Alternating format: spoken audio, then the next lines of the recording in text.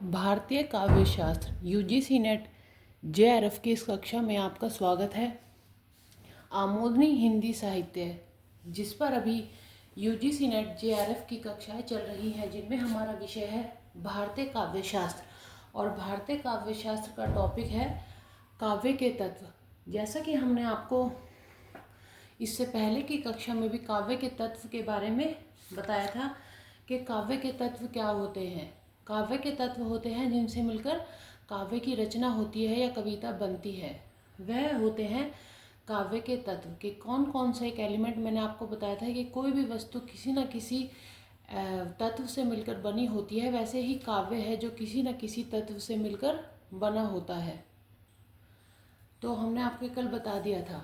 तो हमने कौन कौन से आपको तत्व बताए थे, एक बार पुनरावृत्ति के हम आपके लिए बता देते हैं कि हमने आपको शब्द तत्व बताया था, अर्थ तत्व बताया था, भाव तत्व बताया था, कल्पना तत्व बताया था कि ये सब क्या थे, ये सब क्या है, ये सब। और एक बुद्धि तत्व हमने आपको बताया था कि ये सब क्या है, काव्य निर्माण या कविता के निर्माण के प्रमुख तत्व है। तो आज की इस कक्षा को हमने कल आपको समझाया था केवल कि मतलब तत्व क्या होते हैं, कविता उनसे मिलकर बनती है। फिर हमने बताया था शब्द तत्व है एक, ये एक टॉपिक है इसका, जैसे काव्य के तत्व, उसमें शब्द तत्व है। फिर हमने बताया शब्द तत्व के अंतर्गत भी कई भाग आते हैं इसके, जैसे कि हमने आपको बताया था कि उसमें क्या क्या आएगा, ऐसे अर्थ तत्व में क्या क्या अंतर्गत क्या क्या आएगा, भाव तत्व के अंतर्गत क्या क्या आता है। वैसे ही हमने आपको बताया था कि बुद्धि तत्व के अंतर्गत क्या क्या आता है। तो यहाँ पे हमने आपको बताया था कि शब्द, अर्थ, रमणीयता, रसात्मकता, गुण, अलंकार ये काव्य के तत्व प्रकट होते हैं। हमने आपको कुछ परिभाषाएं भी दी थी, जैसे कि वाक्य रसात्मक काव्यम, रमणीयात् प्रतिपादकः शब्दः काव्यम, अदोषो सगुणो अलंकारो च शब्दार्थो काव्यम। काव्य कल्पना और अनुभूति से गृहीत सत्य की रमणीय शब्दों में अभिव्यक्ति है। ये भी हमने आपको एक परिभाषा बताई थी। हमने आपको बताया था कि परिभाषा बताने का यहाँ पे कारण क्या था, मूल कारण क्या था। तो वहाँ पे हमने जो आपसे कहा था कि काव्य की परिभाषा बताने का मूल कारण था कि जो परिभाषा है उसमें कविता के कौन कौन से तत्वों को मिलाकर वो परिभाषाएं बनी है। तो वैसे ही काव्य को बनाने के लिए कौन कौन से तत्व आवश्यक है, उन परिभाषाओं में ही वह तत्व दिए हुए हैं। जैसे कि वाक्य रसात्मक काव्य में शब्द, अर्थ, वाक्य, रमणीयता, रमणीयता प्रतिपादक है शब्द काव्यम। देखिए रमणीयता, रसात्मकता, गुण, अलंकार ये काव्य के तत्व प्रकट है। देखिए रस, गुण और अलंकार रमणीयता के ही विभिन्न साधनों के रूप में है। वहीं हमने आपको बताया था कि कल्पना, अनुभूति, सत्य, शब्द आदि तत्व पूर्ववर्ती लक्षणों के समान विद्यमान है। तो यहाँ पे क्या है, काव्य किस किस तत्व से मिलकर बनता है ये हम आपको बता रहे हैं। तो हमने आपको ये बता दिया था। फिर हमने कहा था कि काव्य की आत्मा क्या है, सत्य है, क्योंकि सत्य के बिना कोई भी कविता है या काव्य वह खड़ा नहीं रह सकता। ये एक मूलभूत तत्व है कविता का, ये हमने आपको बताया था। दूसरा हमने क्या बताया था कि सौंदर्य या रमणीयता, कि हम किसी चीज़ को देख के, जब कोई चीज़ सौंदर्य होती है, सुंदर होती है या रमणीय होती है, उसे देख के हम बहुत जल्दी आकर्षित हो जाते हैं। वैसे ही काव्य अगर सौंदर्यपूर्ण होगा, रमणीयता उसके अंदर होगी, तो उसको पढ़ने वाला भी उससे जल्दी ही आकर्षित होगा, सम्मोहित होगा उसे पढ़ने का, उसका बार बार मन करेगा। और ये सब सम्मोहन कैसे होता है, उसमें या तो अलंकार को मिलाकर या छंद को मिलाकर, रस युक्त काव्य ये सब मिलाकर होता है। किंतु अत्यधिक भी किसी सीमा से ऊपर अगर हम अलंकार का या छंद का प्रयोग कविता में कर देते हैं तो वह क्या होता है, नीरस हो जाती है। तो ये आगे बढ़ते हुए हम आपको आज बता रहे हैं। तो इतना हमने आपको बताया था। तो हम आपको फिर एक बार रिवीजन करा रहे हैं कि काव्य के तत्व कौन कौन से हमने आपको बताया, जो सब में से चुनकर, जितने भी तत्व है उनमें से चुनकर जो महत्वपूर्ण 5 तत्व थे हमने आपको बताए थे कि शब्द तत्व है, अर्थ तत्व है, कल्पना तत्व है, बुद्धि है, विचार है, जिन पर हम आगे भी विचार हम करने जा रहे हैं। तो शब्द तत्व अब हम आपको बताने जा रहे हैं आज की कक्षा में शब्द तत्व क्या है। तो शब्द तत्व, शब्द चयन का काव्य में बहुत अधिक महत्व है, समझा जाता है, क्योंकि शब्द काव्य को जीवन प्रदान करते हैं। देखिए अगर कवि शब्दों के चयन में लापरवाही बरतेगा तो एज यू ऑल नो कि अगर शब्द ही गलत होगा तो कविता अपने आप ही गलत हो जाएगी। उसको ना तो पढ़ने वाले को ही आनंद आएगा, ना हम उसे समझ पाएंगे, ना कभी उसे हमें समझा पाएगा। तो यहाँ पे क्या है, जब कविता लिखते हैं, काव्य लिखते हैं, तो जो शब्द का जो चयन है, कभी कभी आपने देखा होगा कि कभी ऐसे ऐसे शब्दों का, छोटे शब्द का ही चयन करते हैं, किंतु उनसे उसके जो अर्थ होते हैं वो बहुत बड़े अर्थ निकल के आते हैं। जब आप हिंदी की कविताएं पढ़ेंगे, जैसे कि हमारी जो आधुनिक कालीन कविताएं हैं, अगर आप उन कविताओं को पढ़ेंगे तो उसमें देखेंगे कि जो लोकतंत्र पे जो चोट की गई है, या समाज पे जो चोट की गई है, नेताओं पे जो चोट की गई है, उसमें छोटे छोटे शब्दों के द्वारा ही इतनी बड़ी बड़ी बातें समाज के बारे में, या शोषण के बारे में, भ्रष्टाचार के बारे में कवियों ने कही है कि एक शब्द से ही पूरी कविता का अर्थ निकल आता है। तो शब्द चयन का काव्य में बहुत अधिक महत्व समझा जाता है, क्योंकि शब्द काव्य को जीवन प्रदान करते हैं। अगर शब्द ही गलत हो जाएगा तो जो काव्य है वो क्या हो जाएगा, नीरस हो जाएगा, वह अजीवित रह जाएगा। उसको ना तो पढ़ने वाले को आनंद आएगा, न समझने वाले को ही वो समझ में आएगी। तो वो क्या हो जाएगा, उसका जो अर्थ है, मतलब जो उसका जो भाव है, वो बिल्कुल ही नष्ट हो जाएगा। फिर दूसरा है, कविता की किसी पंक्ति को चिरकाल तक स्मरणीय बनाए रखने में शब्द की महत्वपूर्ण भूमिका होती है। आप देखेंगे कोई कोई बचपन की हमारी कविता है, जैसे रानी लक्ष्मी, झांसी की रानी थी जो लक्ष्मीबाई, उनकी कविता को अगर आप बोले आपको आज तक भी खूब लड़ी मर्दानी, वह तो झांसी वाली रानी थी। तो देखिए यहाँ पे क्या है, कविता में जो शब्द का चयन किया, खूब लड़ी मर्दानी, मर्द से बना मर्दानी, एक औरत को यहाँ पे मर्द के साथ बिल्कुल दिखाया गया है कि खूब लड़ी मर्दानी, वह तो झांसी वाली रानी थी। तो देखिए यहाँ पे क्या हुआ है कि बचपन की जो कविता है, हमें आज तक उसकी पंक्ति याद है, चिरकाल तक, मतलब बहुत लंबे समय तक स्मरणीय, मतलब याद बनाए रखने में शब्द की महत्वपूर्ण भूमिका होती है। ये समझ गए होंगे आप।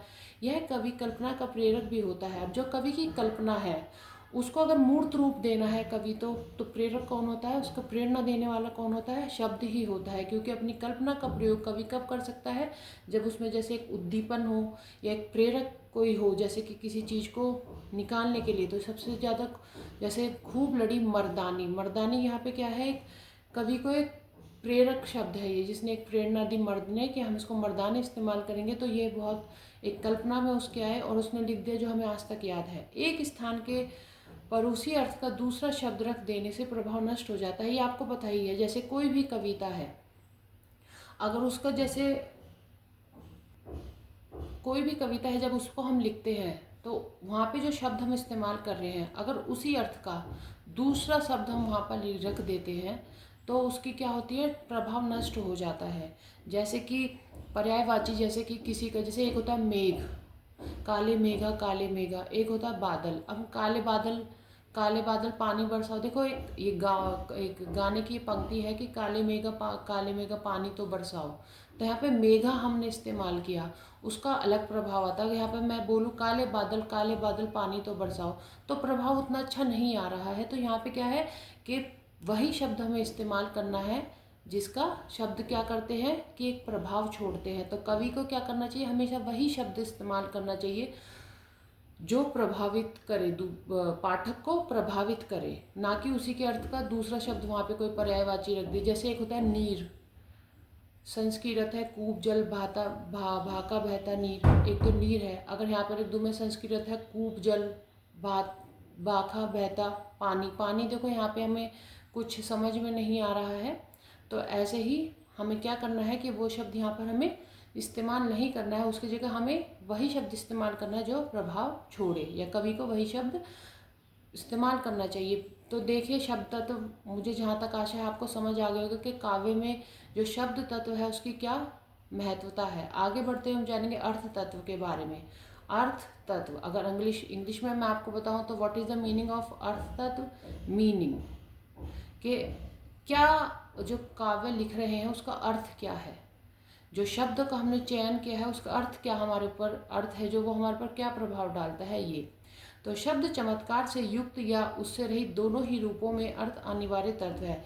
शब्द जो है वो चमत्कार पूर्ण भी हो सकता है, जैसे कोई शब्द है वो हमारे सामने एकदम चमत्कार उत्पन्न कर देता है, या चमत्कार से रहित कोई साधारण शब्द भी हो सकता है। जरूरी नहीं है कि हमेशा जो कविता है उसमें चमत्कारपूर्ण शब्द ही इस्तेमाल हो, या कोई ऐसा शब्द भी होता है जो साधारण शब्द भी हो सकता है। किंतु क्या है, चाहे वो चमत्कारपूर्ण हो, एक विशेष प्रभाव हम पे छोड़ता हो, यहाँ पे चमत्कार करते विशेष प्रभाव छोड़ने वाला शब्द, या उससे रहित साधारण शब्द भी हो, दोनों ही रूपों में क्या होना चाहिए, शब्द का एक अर्थ होना चाहिए।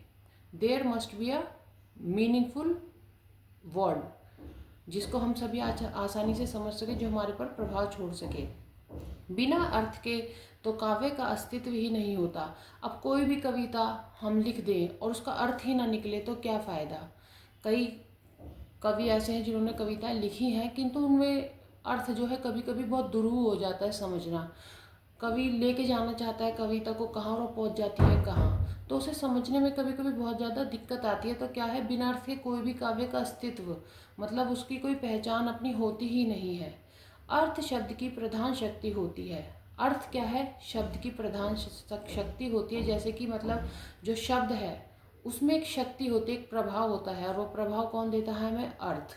जैसे किसी का नाम है, नाम नहीं हम लेते, जैसे काला। काला से हमें क्या समझ में आता है कि वो एक रंग है, तो यहाँ पे काले ने हमें क्या अर्थ दिया, रंग। अब ला का हम कोई शब्द ले दें, उसका कोई अर्थ निकलता है, काले को उल्टा अगर हम ला का कर दें, कोई इसे यहाँ पे कोई अर्थ नहीं निकलता। तो कोई भी शब्द है उसकी प्रधान शक्ति होती है अर्थ। जैसे लौकी, लौकी से आप समझते हैं क्या, सबसे पहले तो अर्थ निकला कि वो क्या है, एक सब्जी। उससे आप ये भी समझ सकते हैं कि वो हरे रंग की होती है। तो यहाँ पे एक अर्थ देने वाला होना चाहिए। तो दूसरा तत्व क्या है काव्य का, अर्थ तत्व। तो अर्थ तत्व हो गया, शब्द तत्व हो गया यहाँ पर। तो मुझे आशा है आपको समझ में आया होगा। आगे हम भाव तत्व, विचार तत्व, बुद्धि तत्व, कल्पना तत्व के बारे में आपसे डिस्कस करेंगे दूसरी कक्षा में। आज के लिए मैं चाहती हूँ आप बार बार इसे रिवीजन करते रहें। जो पहले की हमने कक्षाएं ली थी भारतीय काव्य लक्षण पर, काव्य के स्वरूप पर, हम चाहते हैं आप उन्हें बार बार दोहराएं। यह आपके एग्ज़ाम की दृष्टि से आपके लिए बहुत महत्वपूर्ण रहेगा। वैसे इतने जो यहाँ पे दिए हुए इतने आसान शब्द आते नहीं हैं। इनकी जो वृत्तियाँ होती है, शब्द तत्व में कुछ वृत्तियाँ होती हैं, वो आगे हम समझेंगे। अर्थ तत्व में क्या होता है, अभिधा, लक्षणा, व्यंजना, ये अर्थ तत्व की कुछ प्रमुख शक्तियाँ होती है। अभी हम आपको उसके फेर में नहीं डालना चाहते, क्योंकि हम समझ चाहते पहले आप सरलता से धीरे धीरे टॉपिक को समझें। आगे जब ये शब्द शक्तियाँ आएंगी, अर्थ शक्तियाँ आएंगी, या जो अलंकार, चमत्कार, विविध वृत्तियाँ होती है, जैसे पुरुषा, कोमला, उपनागरिका आएंगी, जब हम आपको इसके बारे में बताएंगे। अभी शब्द तत्व और अर्थ तत्व से आप समझ गए होंगे क्या होता है। जब इनको इस्तेमाल करने के लिए, जब हमें प्रमुख शक्तियाँ जो होती हैं उनको इस्तेमाल करना होगा, जैसे कि अभिधा होती है, लक्षणा होती है, व्यंजना होती है, इनको जब हम इस्तेमाल करेंगे, आगे जब हम आपको पढ़ाएंगे तो हम आपको इनका इस्तेमाल बताएंगे, हम आपको समझाएंगे कि कैसे आपको ये समझ में आएगा कि क्या होता है। तो आज के लिए इतना ही। मैं आशा करती हूँ आपको समझ आया हो। Please like and subscribe my channel, और रिवीजन करते रहिए, मेहनत करते रहिए, आगे बढ़ते रहिए। धन्यवाद।